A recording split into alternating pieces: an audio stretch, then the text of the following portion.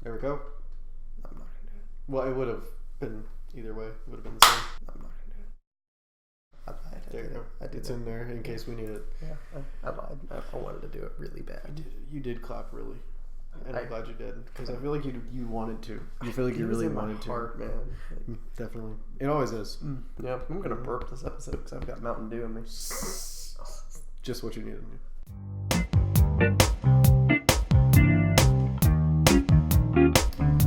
Well, on that note, welcome back to the second episode of Jagel J Podcast 2.0. Last episode we talked about Avengers Endgame, what we thought of that, and we're going to kind of tune it down a little bit and just talk about some trailers in this one. And one trailer we're excited about is the Star Wars trailer. Absolutely, absolutely. By the way, I'm Joseph. If you didn't know me, how would you not know me? The only people that are going to watch us are our closest friends and family that love us dearly. Exactly. Like you, listener and watcher. Thanks. You're stuck now. That's Joseph. I'm Jordan. And we are Jagel's J.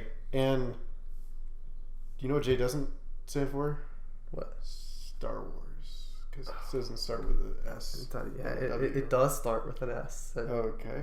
So yeah, J does not stand for Star Wars. It does stand though. J does stand for J.J. Abrams, who is directing 9. I didn't expect that. That was good. Thank you, sir. Yes, it does. He is back, thankfully, because wow, we needed him back. We really needed him for episode 8, and episode 8 really crushed my hopes and dreams and made me. Again, I thought it was, as a movie, really good, but we've talked about this before. As a Star Wars movie, it really missed a lot of notes. But that could be for a reason, because of episode 9. And what episode 9 is telling us is that, well, as we have already heard, that no one's ever really gone. No one's ever really gone, baby. And that maybe there is more that's going to be revealed in episode 9 than we originally thought. And maybe episode 9, if it is as good as the trailer appears it to be, or makes it appear to be, maybe it will help episode 8 out a little bit, which I'm hoping. I mean, now that we've already alienated 50% of any fan base we could possibly have, because we know it's a pretty even split down the middle of people that liked and didn't like. As of 2016, it was, yeah. I do agree, so I'm very excited to get into talking about the trailer. Yeah. The interesting thing to me, very narrow, well, I guess it's not entirely true. It is very focused on just showing you who. There's no what, why, or when, or where. Yes. It shows you who's going to be involved, and literally that's it. Yeah, no, if you think about it, there's very nostalgic. The Death Star is in the ocean, apparently. Even though both times we saw the Death Star, it was blown into literally particles. I'm curious. I don't know. Well, I mean, admittedly, a moon-sized particle is going to be pretty big. Well, yeah, it's just like, but, we see in episode 4. Like, what Death Star is it? It's got to be the second one. It has to be the second one. You're right, because Palpatine, baby, Sheev's back. Oh man, Sheevin. Ian McDiarmid, my favorite person ever. I'm sorry, he's one of my favorite people. Yes. I can't discount you two. Ian McDiarmid's actually on a list of about 6 with him. Yeah, that's about right. 6. About 6. Yep. But no, he is back. He's the famous Emperor cackle that kind of sounds like he needs a cough drop or a hot cup of tea. We hear that at the end of the Star Wars trailer, and obviously that's a big thing, and that's really like the main thing we want to talk about, I guess, is that 7 and 8 really didn't give a whole lot to the sequel. I think the original trilogy. I appreciate that they wanted to tell their own story, which is really good. I think it's essential for a new trilogy to be itself. They did that too hard in 8. But I feel like the fact that it is Star Wars, right? Mm-hmm. It is admittedly easier with a prequel trilogy to have the two trilogies be connected despite telling their own stories. I feel like the new trilogy is having a really hard time connecting itself to the other trilogies. The only connection they had was that the old people were from the last movies. And even then, they relied so... I don't want to say they relied so little on them, because they are important characters, but it felt so disconnected to them that it felt like the connection between trilogies was not near as strong as it was with prequel to original. Yeah. And so I feel like 9 tying everything together as it should. Is a great, yeah. As it should. It's the Skywalker saga, so you can't completely forget everything that has happened with relating to Skywalker before then. And what really excites me about Sidious, Sheev, Palpatine, the Sidious, good old Sheev, coming back, is that it means the Skywalkers have a consistent. It creates a narrative where before it was like. And I guess it was the narrative before that, like the Skywalkers almost have this consistent foil to them with Palpatine. It confirms and establishes that, assuming that Palpatine does have some connection to the events of the first 2 movies. Maybe that's a stretch. We really don't know. But to me, it gives us this grander story of these almost, again, that light and dark forces almost of one, just paralleling the other. I told you I was gonna burp because I had some Mountain Dew before this. Brilliant drink, by the way. Oh yes, everybody should drink Mountain Dew every day. Well, don't do that. Actually, I don't do that. It's very bad for you. But it really is, and I probably do it too much. But anyway, it's okay. We'll talk about. We'll have a whole episode on Mountain Dew another time. Yes, absolutely. We'll just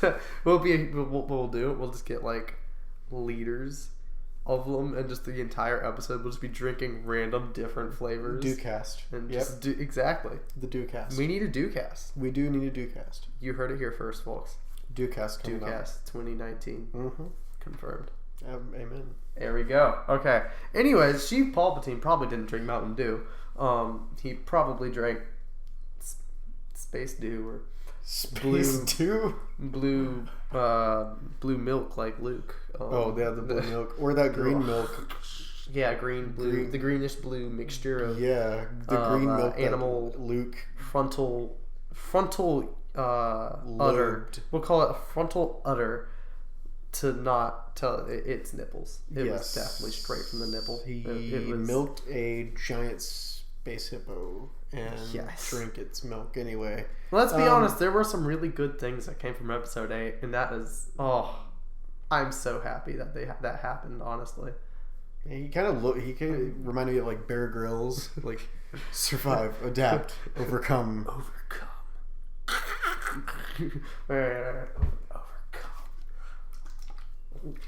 That went all over my shirt. That didn't work. I don't know why that didn't work. That's supposed to.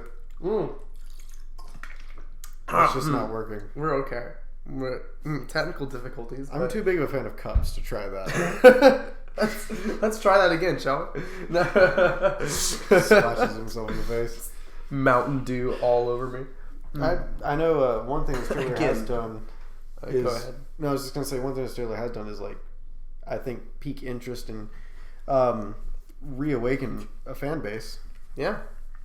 I do think that I've heard, myself included, I've heard a lot of the people that had issues with 8 are hesitantly on board again. Or even beyond hesitantly, depending on the person. Myself included. Again, I liked 8. I enjoyed it, but it missed a lot of things for me. Yeah. But I think it might have done that for a purpose, according to episode 9. And I know, like, episode 9 raises, again, so many questions. Why are we on another planet with sand? Is it the same sand planets that we've seen for the last, 40-something years of Star Wars movies? Could this be a new sand planet? Is Snoke a puppet of Palpatine? Has Snoke literally just been...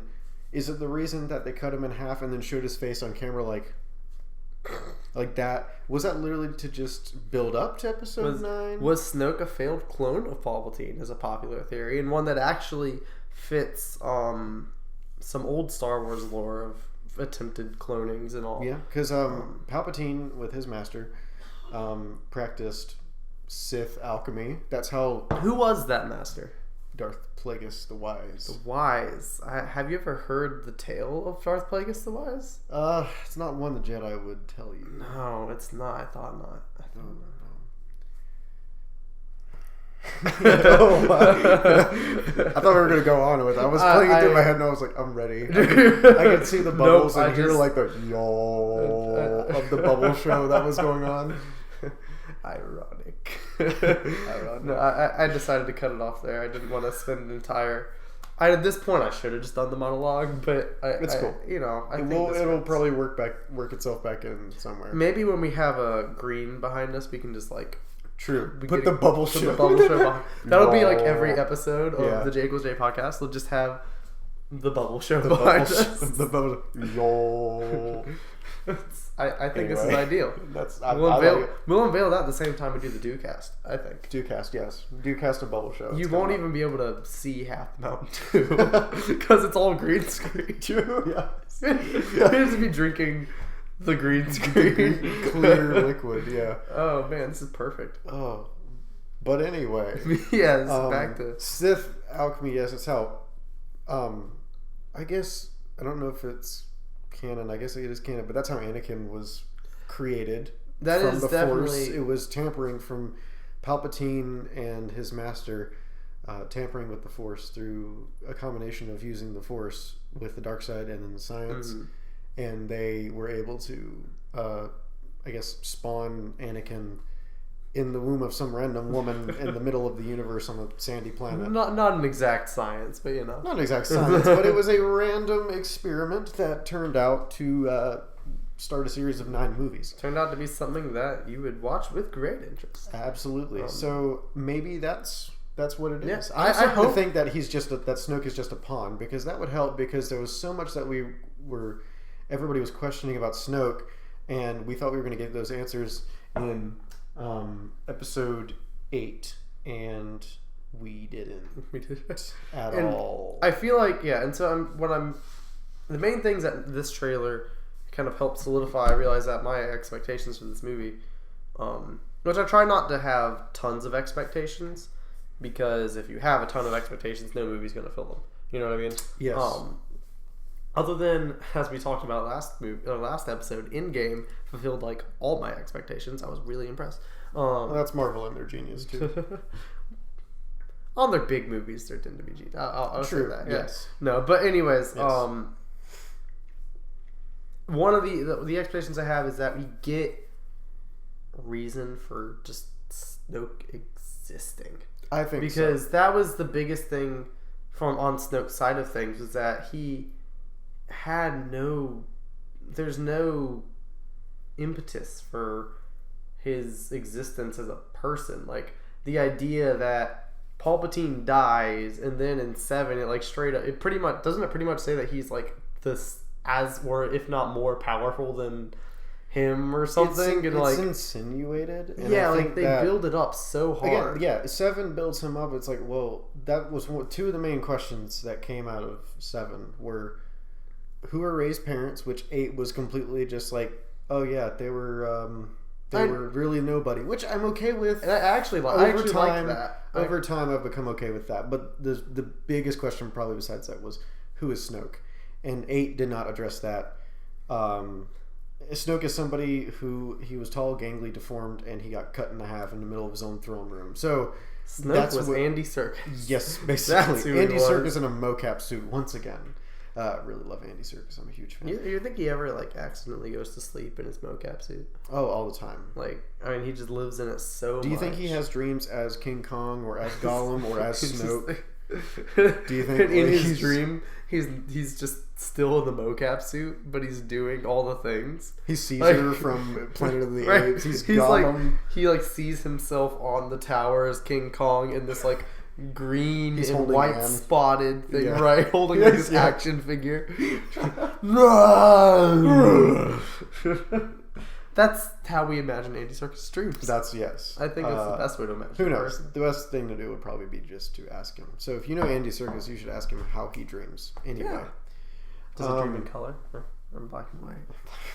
What is that from? Dogs. Dogs. That's not what I meant, but yes. But yeah, who is Snoke? We don't know. Maybe 9 will tell us that he really was just kind of like a pawn for Palpatine, because I know, I say I know, I don't know, but I'm interested in knowing, and for sure my interest has been piqued by Episode 9. It's probably the most enthusiastic I've been about a movie trailer, probably since like Endgame, or Infinity War. So as far as Star Wars movies, I mean, 7 got my attention. I was definitely excited for 8, but this one, there's a lot riding on this movie. Yeah. And if they do not pull off what they need to, I mean, there's a lot of effect it would have. Yeah, when you think about it, they have a bigger job to do than the Russo brothers did with Endgame. I would say so. While there was a tremendous amount of weight on Endgame to be successful, and obviously it met that success level that it was supposed to be and exceeded it. Yeah. Statistically, monetarily, emotionally. Star Wars has been running since 1977. And other than that big gap where it was Return of the Jedi and there was nothing else until... And even then, like, it was such a strong... It had such a strong community and fan base, and its lore and everything about it expanded until obviously Disney took it and reset it down to movie size. And it's going to be kind of the same. I think it's weird that this generation is so involved in something that our parents watched when they were younger than us. Yeah, and at the same time, it's going to kind of, I guess we're going to kind of look back for like 30, 40 years from now when Marvel movies are still coming out and they make something else that amazes us. And I remember watching Endgame when I was 22 years old. We're going to have like Thor look like Odin. Just like be chilling. And that'd be amazing. Like Hemsworth's going to be old and we're going to have like... Because I actually like Odin looking Thor. Yeah. Sitting on some random... Obi-Wan Kenobi. Obi-Wan Kenobi. Anyway, I'm actually very excited for 9, and I think it right now, from what I'm seeing, it has the potential to do what it needs to do, which is pay off a lot, answer a lot of questions, and also conclude the Skywalker saga. And I think it could get there. I think it could do it. And I think the big thing that made this trailer so good to me was that I was not worried about the sequel trilogy's story being concluded. I feel like the way that it's gone, it is something that I've always liked about 8. One of the things I liked is that the sequel trilogy's story is like Rey and Kylo. I feel like their story is so well done. To me, I love the way that their dynamic is. And I can't wait to see how it resolves. I legitimately don't know how it's going to resolve. And I'm fine with most of the resolutions that are possible. I feel like you can do a lot of them really well. I have some friends that I constantly troll by telling them Reylo is going to be a thing. Or Reylo or whatever. I really don't. And I honestly don't want it of the options. But if it happened, I know so many people that would just flip so hard. It'd just be too funny. But it's not gonna happen. I'm not. And I really don't. Some of the stuff that people make is just hilarious. Anyway, I have some images that I've screenshotted because they're glorious in the worst way. Anyways, I wasn't worried about the way sequel trilogy ended. I was worried about how the Skywalker saga ended. I was worried there wasn't going to be that piece that drew it all together, that made it one cohesive unit. Is 9 looking like it's going to be that? And 9, based off of, it's one trailer. But the fact that they're bringing back this integral part to the original and prequel trilogy, and the fact that they're bringing him back and saying, nobody's ever really gone, which almost indicates this, maybe I'm reading too far into it, but indicates this behind the scenes aspect, which is something Palpatine's always had.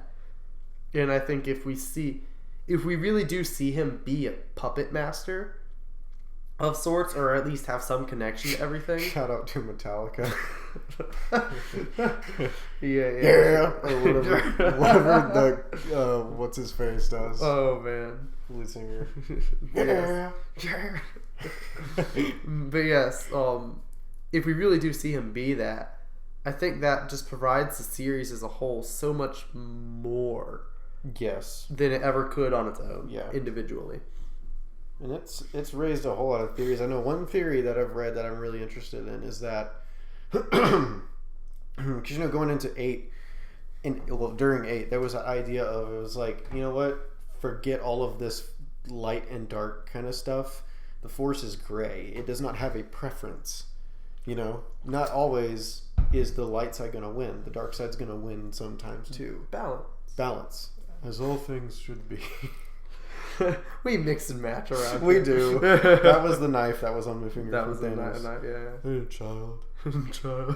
What is this Thanos voice? Hello, child. Hello. How are you doing today?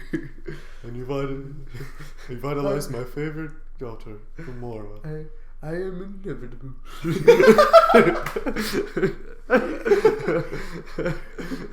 You should have gone for the head. Well, this reminds me though. There was one thing I said about halfway through the trailer the first time I watched it. You know what that was? What? Whoa. What have we here? Billy Dee Williams doing something else. Yes, we do. We have the wonderful Billy Dee coming back. And I'm excited, and this might sound a little pointed. I don't mean it that way, but I'm excited because this is the first time I feel like we've seen an old person in the sequel trilogy show some semblance of happiness. True. And I'm just excited for that. I wanted somebody to have some form of happy feeling. They have to answer now too where he's been, what he's been doing. He's probably just been playing, Sabacc. Probably been playing cards, stealing ships, and probably I'm dating curious. women much younger than he is.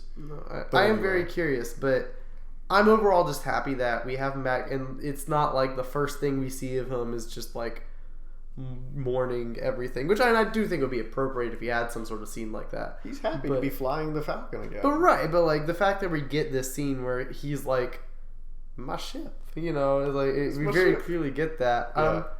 I'm excited that they're giving us that, because even though I liked, say, I enjoyed how Han was played in 7 overall, despite that, it does feel a little disappointing that we never really got that level of, I don't know, we feel like we almost didn't get to see the full characters because they only felt like this constrained part of them that had to be shown because everything was so grim and all that, even though they'd seen terrible things in the original trilogy too. But, and I don't want to go on and on about that. I'm just happy to see that we're getting a more fuller thing. No, I completely agree. I feel like this episode is going to be, in terms of being a Star Wars movie, the most wholesome of the group so far. Some wholesome entertainment. Wholesome Star Wars. Wholesome, like the whole milk, a helping, like the whole milk that comes from a fix in the Star Wars. That's right, a healthy fixin', like the whole milk the whole green milk that comes from the nipple of a hippo. Exactly, space alien hippo. Some whole milk right there. Don't do it again. It worked this time. I also literally put it in my mouth. That's good. Yeah, I noticed that. I wasn't taking no chances this time. Right. Clearly, any sort of tilt, it just starts to dribble, which I guess makes sense since water follows the flow of gravity. But I think that's how it goes. Probably. I'm not a publicist. No, so. I'm not a scientist either. I'm not Willem Dafoe. I said that on purpose. Publicist, because it's just another assist kind of thing. I'm not Willem Dafoe because I find him kind of creepy. Yeah, no. I don't know if that's my Willem Dafoe. Spider-Man. I'm something of a goblin myself, Spider-Man. Tobey Maguire. Anyway. Toby. Oh, man. What a name. We It's the don't old know Maguire. anybody who... Nobody's names their kid Toby anymore. No, because And of Tobey Maguire. And even if somebody named their kid Toby, nobody spells it with an E in there. No, it's like this guy. T-O-B-Y. Toby. Yeah, like who? That's like the most unique, non-unique name. As far as Tobies go, and I know some Tobies. You know so. Oh, no, some Tobies. No, as far as Toby goes, it's very, very unique. Because like Toby is not the most common name, but it's, you know what? There are some Tobys, but like Toby. E-Y. That's like there's only one. That's like Tobey. Tobey. It's like a toboggan. Toboggan. I don't know. I couldn't make that. I thought you were work. gonna say Tobato. Tomato. Tomato. Oh man. Anyway, back to Star Wars. Yeah. One theory that I did read, which I thought was interesting, was that again in 8, I was getting at it, and we went down some rabbit hole, but it was like the light and the darkness, the balance, the Force does not pick a side, that there's going to be, like, they're no longer going to be called Jedi anymore, but somebody who's Force sensitive is going to be called a Skywalker. That is an interesting idea. Hence that the title, The Rise of Skywalker, because there are no more Skywalkers. Leia is it. And we'll learn her fate in episode 9, which is something else I hope they handle well. Mm-hmm. But I did read some theories that say, like, okay, so now somebody who's like Force sensitive, so technically that little boy at the end of 8 who picks up the broom with the Force could be, if that theory is correct, a Skywalker, which it is a cool title. And I honestly think that's and even if they don't go that far, because then you could say like, oh, Kylo's still the Skywalker bloodline, which is totally true. True, but yeah. Not every Force user, but just like the way I saw it, and this could be totally wrong, is Rey, though she is not the bloodline Skywalker, she came from nobody. She has an incredibly similar story to Anakin.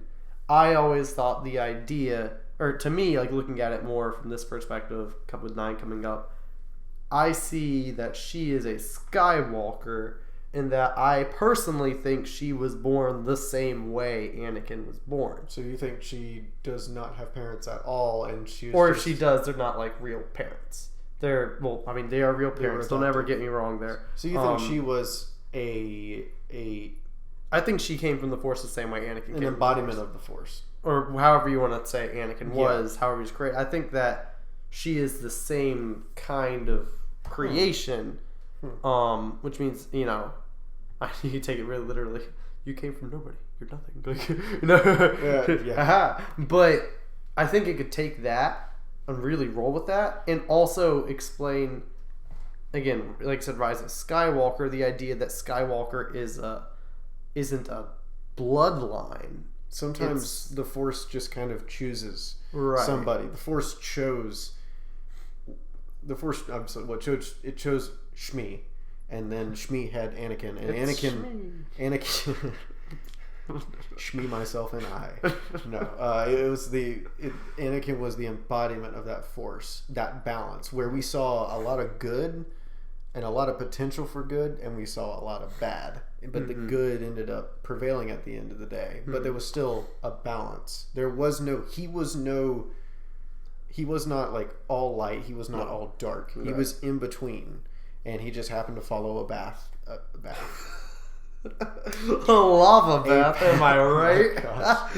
Oh, spoilers for episode 3, by the way. Yeah, he didn't have the high ground. In case you haven't seen it 14 years late. Has it really been that long already? 14 years? 2005, man. 2000. That's not okay. That was the first PG-13 movie I saw in theaters. Anyway, that's actually a good theory. You know, because again, as I was saying, like the Force chose Anakin. Anakin was the embodiment of the Force. So maybe the Force, Skywalker, is just someone who chooses, or who is chosen by the Force to be that embodiment of light and dark, because we even see that in Rey. But we and we don't necessarily see it in Luke. We don't see a lot of dark in Luke. Luke is Mr. Goody Two Shoes. He wants to do the right thing. I think that I think that might be something that 8 also tried too hard to make. Yeah. It's one of those where Luke showed that he has a reckless side. 8 took that idea and turned it into almost killing your nephew because you got a bad feeling. But that's neither here nor there. You could argue that that's maybe a little bit more representation of that. But I do think it's stronger with Rey and Anakin. I think it's weird how similar, as you said, their characters are. Rey definitely hasn't shown the same level of rage that Anakin has. No, but I do think, again, something that I will credit 8 with is that it showed, one of the things Luke got all scared about is what was it? Snoopy Pit that was all bad or whatever. Yeah. And he was like, "You ran straight toward it, you young whippersnapper. You're right. You were running straight for the dark side. Straight for the dark side. That's the bad part. You're running straight for that seaweed hole. That's what you was doing." No, the balance of light and dark that we see with Rey, and then that we also see with Anakin, to where they're and Kylo. You see Kylo too. I think Kylo's just kind of like a. I've heard somebody describe him as a Sith groupie. He just loves Sith. He's like a nerd, a Sith nerd. And I think that's very true in 7. Yeah. That's again the parts that I liked about 8 were with him, his evolution into being his own person and just saying screw it all and just starting. He just wants to dominate. Just deciding that his choices are what is important to him. He's doing with the Force what he wants to whoever and with whoever he wants to do it with or to. Right. He's just kind of choosing his own way. So I think Skywalker it's going to end up after this movie being more than just a last name. Yeah. I think that's definitely the biggest thing. I was like, why is the rise of Skywalker? Skywalkers are dying out. Well, we don't know that. Mm-hmm. Maybe a Skywalker, again, is just somebody who embodies the essence of the Force in the way that the Force is supposed to be translated and the way it's supposed to be taken. I think that's what it's going to be. And the fun part is, it's a theory. We don't. It's all theory. We don't know at all. We could be totally wrong. Yeah. No one's ever really gone, so maybe the Skywalkers are dead. Maybe we get. No, never mind. Maybe we get Coyote Mundi back for all these years. I was hoping for Kit Fisto, the fish. Kit Fisto is definitely a special Jedi. I do enjoy him a lot. Somebody has to worry about the Wookiees. Somebody has to ask about. But what about the droid attackers and the Wookiees? Nobody's cared about the Wookiees since. Nobody. Was that episode 3 too? That was episode 3. Nobody's about cared about the Wookiees for 2005, the Wookiees, man. They're being attacked.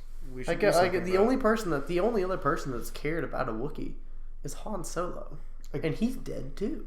Maybe there's a bloodline between Ki-Adi-Mundi and Han Solo. His connections to the Wookiees. Big brain. See what I did there? In that cone head. Big brain. Anyway, we unveil the dankest of Star Wars conspiracies. Oh my goodness. Yeah, no. The fact that we're talking about all this though and questioning it, speculating, finding all these theories, all these things that we could talk about, I think that's one of the great things that Episode 9 has done so far. It's not even out yet. Not even close to being out. This movie releases. It's the greatest thing it's done, y'all. This movie comes out. What's today's date? 8/19, right? Okay, I'm right. Wow. So about 7 months from now, we'll be able to actually watch what we're talking about. Can you imagine if they literally never gave us another trailer? If they just I don't expect so hard. I don't expect another trailer until August. I'll say that. That is fair. It's for a good while. Yeah, now. 7 months out. The first trailer came for Star Wars Celebration, pretty much. For Star Wars Celebration, which was end of April? No, May the 4th. Oh, okay. So I thought it came. I thought and maybe it was like right before it or something, but it's around May the 4th because Yeah. So I guess I'm not used to us being still in May right now, but anyway, yeah. The fact that we're talking about all this and like questioning all this, seeing what episode 9 could be about 7 months away from the movie's release, I think it's done a great job of just setting up those questions, but it sure has a lot to write on, and I really hope it does. I'm not gonna cross my fingers either way. Like I will watch it and I will enjoy it because it's Star Wars and this is pretty significant. But I will cross my fingers both ways. But I am definitely excited, and I'm wondering really where this is going to go. And I think that's one of the cool things that Star Wars does is it just leaves everything open ended. I think that Star Wars is stronger when it gives, not like when it gives places to go. I think, and while I certainly hope 9 resolves a ton of things, like more sandy planets, all the sandy planets, planets. But I think that Star Wars as a thing evolved so hard because the community and Lucas himself did this in the prequel trilogy. They wanted to take things so many places. Yeah. These authors and again Lucas himself in the prequels said there's so many places to go. Let's go there. And going to those places opens more places to go, which is, I think, one reason Disney acquired Star Wars is because they saw a never-ending fountain of money. But never-ending fountain of money, potential for more rides. Yeah, they saw a lot of stuff. They saw a lot of stuff. Got to keep the Disneyland tickets coming. Oh yeah, but I'm hopeful that we get more of that. Hopeful that 9 sets things up to keep that open end. Because I know they will to an extent. Because again, Disney wants to make money. But I'm hopeful that we get openness in the sequel trilogy realm. Because right now it still feels a bit closed. It still feels like it's not reconnecting with the rest of... It feels like when it got to 8 at least, it started to feel like nothing else had happened. And that... The entire story was 7-8. Yeah, it was... exactly. The entire story was 7-8. While... Yes, a lot of canon was dumped because of these new ones, which I don't have a problem with. They have the right to do it, but 1, 2, and 3 still happened. 4, 5, and 6 still happened. There was... It felt much more 60 years of history before... because and that's the thing, is that it felt like the original trilogy and prequel trilogy were literally just history and not part of the story. That is what it felt like. And I know there's a 30-year gap between 6 and 7, but too much happened. There was just things that kind of reminded us. Like Rey going through the desert, there's an X-Wing, and then a Star Destroyer crashed in the sand. It was oh, cool shot, by the way. I remember when that happened. I remember Star Destroyers. I remember those. And but I feel like it never this one's really addressing stuff. And I'm not saying that it needs to go, hey, you remember the Clone Wars when that was a thing? Hey, all those years ago? Do you remember Jar Jar Binks? Do you remember? Misa sadly remembers. I do have a soft spot in my heart for Jar Jar, I'm not going to lie. But yes, he's been hated by too many people. It is true. Without him... We would not have so many Naboo things. would have been lost, and then we wouldn't have had the rest of the trilogy. It's and true. Anakin would not have been probably discovered, and it's important. Just like in Endgame, where the whole universe was saved because a rat stepped on a machine, which allowed Ant-Man to escape. Yeah. Yeah. And I don't mean to talk the entire about... thing I don't starts mean, with a rat. Seriously, the rat saved the universe. When you typically think about it. Because it was kind of funny. People have been on the internet, people have been talking about the 14,605 possibilities, and it's a meme now. It's possibility number 67,806, and one of them is the rat never stepped on the van or something. One of the... They're so funny. But anyway, I feel like it... Rats just had to pay back the Earth for to be balanced as all things should be. The rats we caused the bubonic plague, or was it black plague, bubonic plague? They caused all the plagues. And they were you know what? Let's give some life. We've carried disease, but we've also carried humanity on our backs in Endgame. Rats, this is for you. This is a shout out to you, all you rats out there. This is almost a bit of a soliloquy. Actually, I don't remember exactly what a soliloquy is, but I don't know what you just said. A wonderful word that yes, it is not used enough. So this soliloquy was for you, rats. That touched me in my onomatopoeia. Right. I wanted to keep going, but I just broke. Right in my hyperbole. Right in my hyperbole. Right. Oh man, well this was fascinating. It was to me. I think it was amazing. I hope you thought it was amazing. I'm very excited to see how things go. I'm very excited to see where we go. Yes, definitely. I think we're going to do a lot more of... Well, obviously we're going to do a lot more of this. We're going to talk about more trailers. And our next episode, actually after this, we're going to be talking about... I have it written in my notes here. Oh, what's in our options here? It gets a little bit off track from what we usually talk about. But we wanted to talk about something that we haven't seen since 2009. The highest grossing movie of all time, still. Maybe. We'll see how it stays. So we're going to talk about blue monkeys and thongs. And hair. And lots of hair. Hair that conjoins together and conjoins with animals. Avatar is really weird. We're going to talk about it.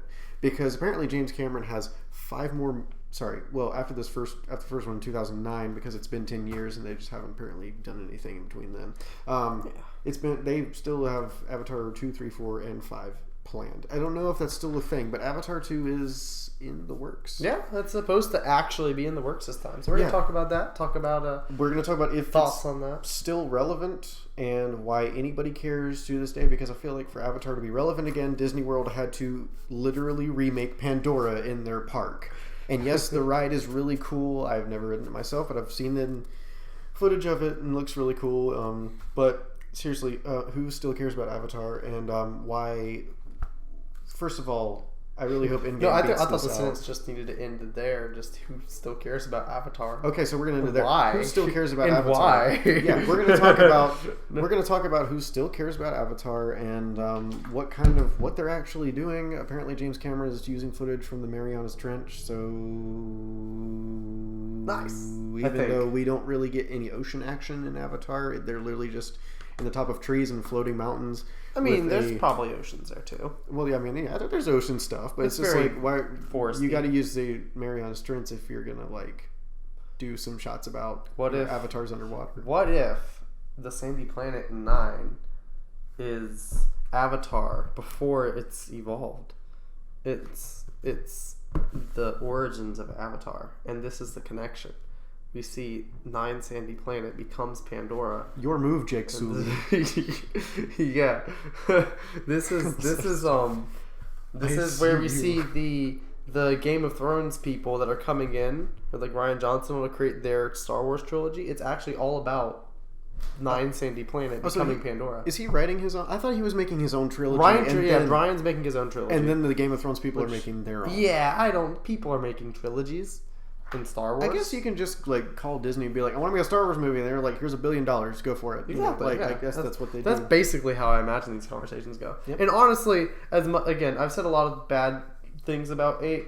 However, I am really excited for the idea of Rian Johnson making his own trilogy because I feel like most of my problems with 8 come from him playing very poorly with other people's toys. Yes. And he is better at creating his own toys and then playing with them from there. I'm very excited. He's a great, he tried kind of to tell his own story with 8 and it didn't really work out because of all the story that was established beforehand. So with him now making his own stuff, and maybe it will be about like some Old Republic stuff. Like I've heard rumors that it's supposed to be about like Revan.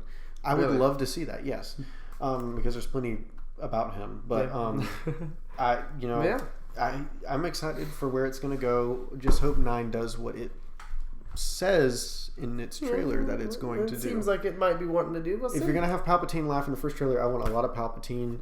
I want some force Palpatine ghost and Luke ghost force battles, and I want. And how really could cool we stuff. think he's dead? He has unlimited power. And he's still the Senate. I don't care what happened in 3. He's still the Senate. Yes. He still is. He always will be. Still waiting for Mace Windu to be alive between 3 and 4. That's another movie we need. Samuel L. Jackson's so popular. How have we not gotten Old Man Windu yet? Like, I need one-armed, battle-hardened, like, Coruscant underbelly. This is a personal fan like desire of mine for the longest time to see in live action this like robot armed or one armed battle hardened underbelly of Coruscant Mace Windu film where it's just like pushes the limits of Star Wars. It would be the movie that pushes Star Wars' like limits on not getting an R rating, and it's just super like him living in the underbelly, like surviving. A Star Wars Logan almost sounds like what this would be. I mean, maybe not that extreme. I think the reason they haven't done that is because everybody would be dead. Windu would kill everybody. And that's the thing is that like I would love this idea because he is. I mean, the idea of him having to hide and be this person. I mean, it's Samuel L. Jackson. He's like the most popular actor right now. Other than and again, I guess 3 didn't really, or the prequels didn't really hit on his potential. Mace Windu was the man. No one really beat him. No one really beat him. Other than Yoda, he was like the biggest and the baddest. I mean, he literally made his own. My geek is coming out. He made his own fighting style. He made his own fighting style. That literally only he used because it flirted with the dark side that much. Like it was super borderline. Yeah. And like he was always super borderline, but he always like held it barely and supposedly. Yeah. So there's some excellent stuff you can do with him. Oh yeah, so definitely. Fan theories and all that. You have any final thoughts you want to get out? No, I want to see. I do want to see like some returns though. I kind of want to see like some Obi-Wan Kenobi inclusion in 9. I want to see some Anakin inclusion in 9, but not Christian Haydenson. I think that'll be just kind of weird. I mean, make him look older. Okay, just make him look older. Admittedly, he is like 15 years older now. Well, there you go. You don't even have to do it. But he's starting to get crow's feet right here and wrinkles on his. Anyway, I want to see some good inclusion. I'm not talking like, oh, well, let's bring back everybody. Qui-Gon, you're in it too. No, I don't want all of that. I want some inclusion of the stuff that made Star Wars Star Wars. Yeah, I do think. Okay, one of my final thoughts is just nobody appreciates Qui-Gon properly. I mean, think about it. This without Qui-Gon, not only did he raise Obi-Wan, even taking all of his stuff in Episode 1 aside, the rest of the Star Wars universe wouldn't have existed. Because he's literally the one that figured out how to pop back as a Force ghost. He was the guy that was like, him. He did that. Hey, I can do this. And then Obi-Wan was like, hey, I can do this. And then Yoda was like, I'm going to do this as well. And then Luke I want to see Luke do the same thing. Yeah, he better. Yeah, oh, definitely. And we got the monologue from him, which is another thing I was glad to see confirmed early, is that he has some form of... Yes. I don't know how much they're going to go for, but it's the fact that he had some form of role. But yeah. Definitely. Well, thanks everybody for watching another episode of the J equals J 2.0 podcast. Again, next episode you're going to hear us talk about Avatar because what the crap. So, anyway, yeah, peace. Stay beautiful, y'all.